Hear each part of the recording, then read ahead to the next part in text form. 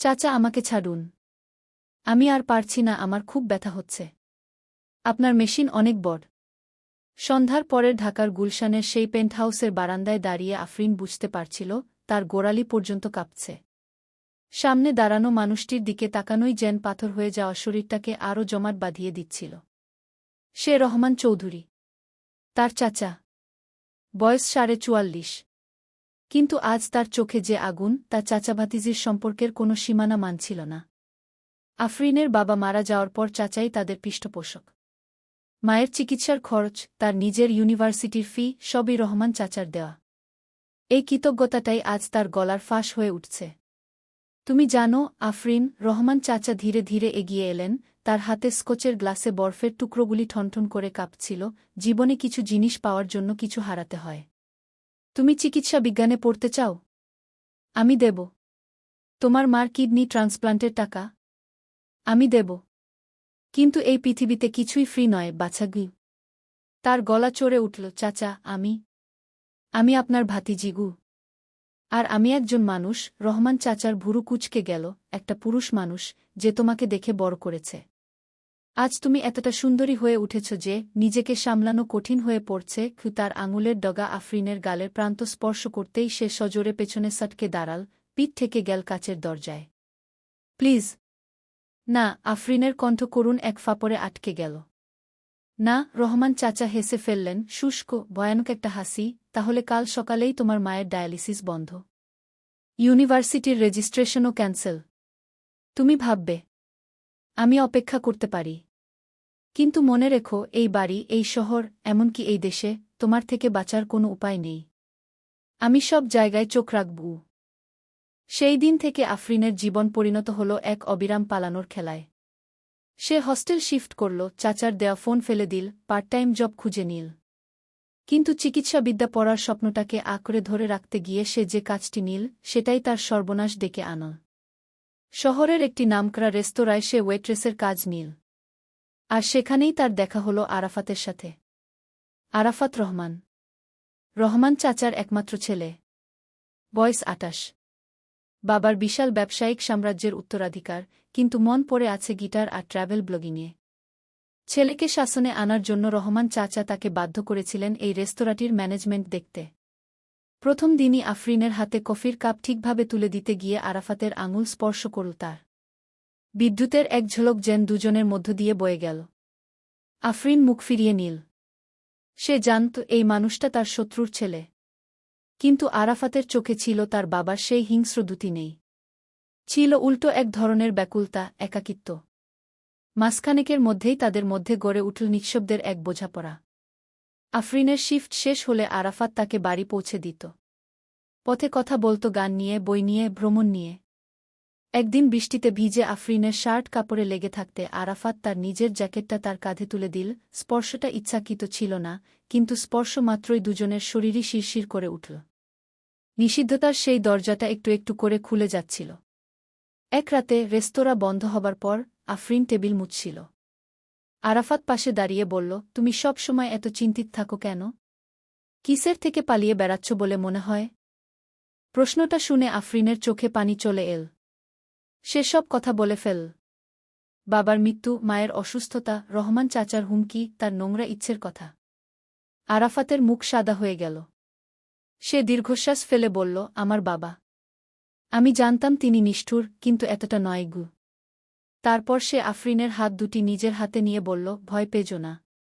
আমি আছি গু। ওই স্পর্শ, ওই প্রতিশ্রুতি, এগুলোই আফরিনের জন্য মোহিনী নেশায় পরিণত হল। আরাফাতের সাহচর্য তাকে নিরাপত্তা দিল, কিন্তু সেই সাথে উদ্ভূত হল এক নতুন নিষিদ্ধ সম্পর্ক। তারা পরস্পরের প্রতি আকৃষ্ট হচ্ছিল দিনের পর দিন। এক শনিবার রাতে রেস্তোরাঁর ব্যাকস্টোরে জরুরি অর্ডার সামলাতে গিয়ে তারা একসঙ্গে আটকে পড়ল। বাইরে ঝড় হচ্ছিল। আলো নিভে গেল। অন্ধকারে শুধু তাদের শ্বাসপ্রশ্বাসের শব্দ। আরাফাত তার হাত খুঁজে নিল। প্রথমে স্পর্শটা অনিচ্ছাকৃত ছিল, পরে তা ইচ্ছাকৃত হয়ে উঠল। আফরিন সরে যাওয়ার চেষ্টা করল, কিন্তু পারল না। তার সমস্ত দুঃখ, ভয়, একাকিত্ব, সব যেন এই এক স্পর্শে গলে বেরিয়ে এল। তারা চুম্বন করল। তা ছিল তীব্র, ক্ষুধার্ত, নিষিদ্ধ। তার বাবার ছায়া যেন সেই অন্ধকার ঘরে মিশেছিল, আরও উত্তেজনা বাড়িয়ে দিচ্ছিল। সম্পর্ক গোপনে এগোতে লাগল। আরাফাত আফরিনের মায়ের চিকিৎসার খরচ দিতে শুরু করল বাবার অজান্তে। তারা মনে করত খুব সতর্ক। কিন্তু রহমান চৌধুরীর চোখ এড়ানো সত্যিই কঠিন ছিল। একদিন আফরিন যখন আরাফাতের গাড়ি থেকে নামছিল তার হস্টেলের সামনে, দূরে পার্ক করা একটি ব্ল্যাক কার থেকে কেউ তাদের ছবি তুলে নিল। পরের দিন সকালে আফরিনের ফোনে একটি অজানা নম্বর থেকে মেসেজ এল। শুধু একটি ছবি, সে আর আরাফাতের চুম্বনের ছবি, রেস্তোরাঁর ব্যাকস্টোরে তোলা। তার নিচে লেখা, তুমি আমার ছেলেকেও তোমার নেশায় ডুবিয়েছ। চতুর মেয়ে। এখন দেখি কে তোমাকে বাঁচায়। মেসেজ আসার 10 মিনিটের মাথায় হস্টেলের প্রভোস্ট তাকে ডেকে পাঠালেন। চাকরি চলে গেছে অনৈতিক আচরণের অভিযোগে।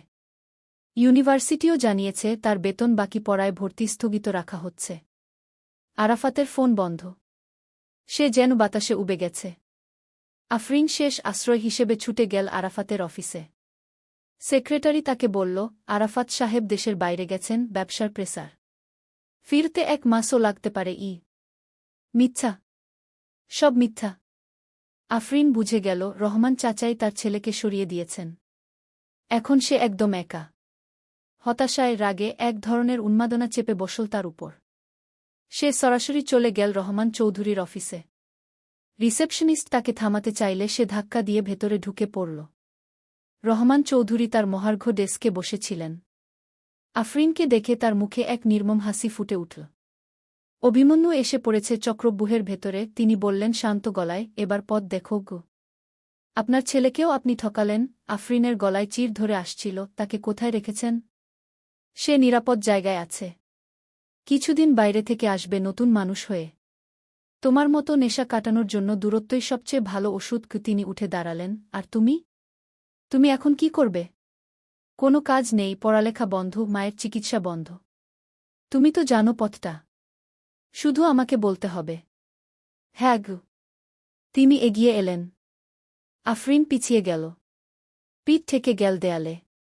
পালানোর কোনো রাস্তা নেই। রহমান চৌধুরীর হাত বাড়াল তার দিকে। সেই স্পর্শের আগে আফরিনের মাথায় বিদ্যুতের মতো খেলে গেল একটাই কথা, সে হার মানবে না। কখনোই না। ঠিক সেই মুহূর্তে অফিসের দরজা ধাক্কা লাগার শব্দে ভেঙে পড়ল। দরজায় দাঁড়িয়ে ছিল আরাফাত। তার চোখ লাল, পোশাক অপরিচ্ছন্ন, কিন্তু চোখে দিতা। সে দৃশ্য দেখে রহমান চৌধুরী থমকে দাঁড়ালেন। বাবা থামো। আরাফাতের গলায় পরিষ্কার নির্দেশ, আমি সব জানি। তোমার লোকেরা আমাকে কাল সিঙ্গাপুর প্লেনে তুলে দিয়েছিল। আমি নেমে গিয়েছি। ফিরে এসেছি গু। তুই কি বলতে চাস? রহমান চৌধুরীর গলায় রাগ। আমি বলতে চাই, তোমার সেই ছবি, হুমকি, চাপ, এসবের একটা কপি আমার কাছে আছে। আর আছে আমাদের একজন পারিবারিক বন্ধুল অ্যাডভোকেট সালমান ভাইয়ের কাছে। তুমি আফরিনের দিকে আর 1 ইঞ্চি এগিয়ে গেলে সবকিছু পুলিশ আর মিডিয়ায় চলে যাবে। তোমার সম্মান, ব্যবসা, সব। কক্ষে নিস্তব্ধতা নেমে এল। রহমান চৌধুরীর মুখ বিকৃত হয়ে উঠল। তিনি তার ছেলের দিকে তাকিয়ে রইলেন, যে আজ প্রথমবারের মতো তার বিরুদ্ধে দাঁড়িয়েছে। আরাফাত এগিয়ে গিয়ে আফরিনের হাত ধরে বলল, চলো এখান থেকে বের হয়ে যাই। তারা অফিস থেকে বের হয়ে এল। লিফটে নেমে আসতে আসতে আফরিনের গা কাঁপছিল। বাইরে রাস্তায় দাঁড়িয়ে সে আরাফাতের দিকে তাকিয়ে বলল, তোমার বাবার সাথে সম্পর্ক নষ্ট করে দিলাম আমি। তুমি কিছু নষ্ট করনি। আরাফাত তাকে থামিয়ে দিল, ওটা অনেক আগেই নষ্ট হয়ে গিয়েছিল। আজ শুধু প্রকাশ পেল। আফরিন জানে যুদ্ধ এখনও শেষ হয়নি।